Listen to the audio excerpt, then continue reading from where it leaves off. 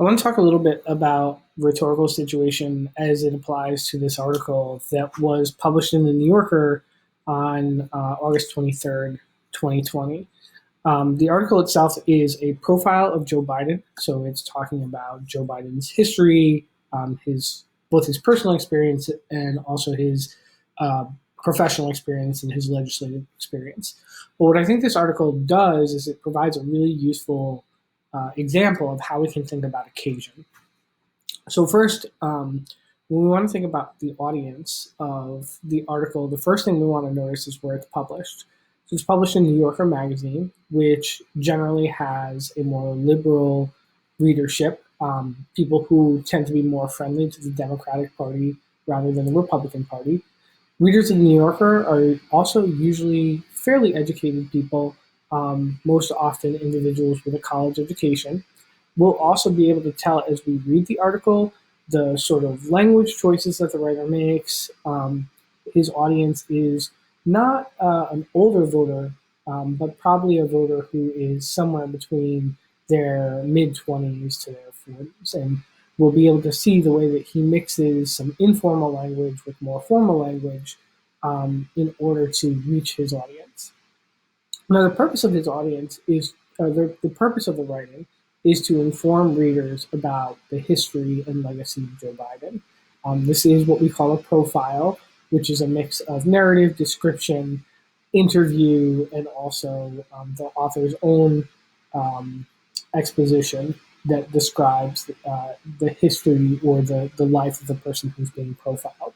So let's go ahead and just read the first couple paragraphs together because I think what that does is it helps us think about the occasion of the article. And so the article is titled, Can Biden's Center Hold? And then we have this sort of tagline there. After a career built on incremental progress, Joe Biden is promising a presidency of transformational change. The election will test whether his campaign can bring together a divided party in a beleaguered country. And then we have our author, Evan Osnos. Right, here we go.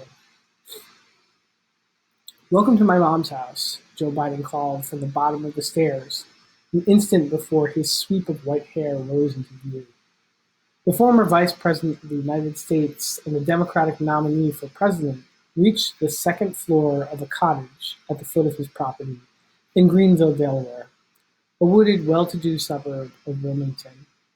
He wore a trim blue dress shirt, sleeves rolled to the elbows, a pen tucked between the buttons, and a bright white N95 mask. It was 99 days to the election.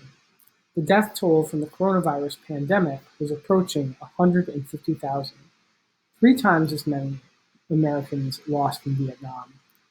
The economy had crumbled faster than any other time in the nation's history. In Portland, Oregon, federal agents in unmarked uniforms were tear gassing protesters, whom Donald Trump called sick and deranged anarchists and agitators.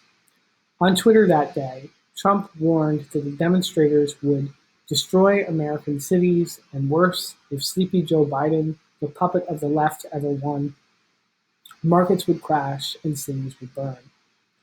The man who stands between Americans and 4 more years of Trump lives with his wife Jill on a 4 sloping acres that overlook a small lake. These days, the Biden place feels as solemn and secluded as an abbey. To avoid contagion, Biden's advisors had put me in a carriage house 100 yards from the house where the family lives.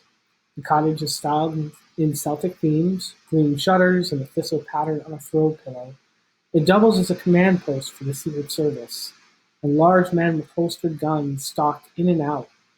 Biden settled into his armchair, the room across the room from me, and splayed his hands, a social distance salute.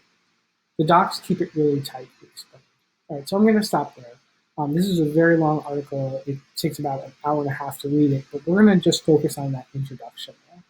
Because what the writer does in the introduction is he clues us into the occasion of the piece, right? We know we're reading this piece because we're at the beginning of a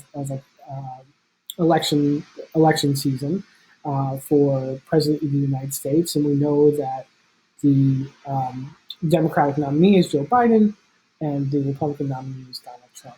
So that is one piece of the occasion, but there are other pieces of the occasion as well.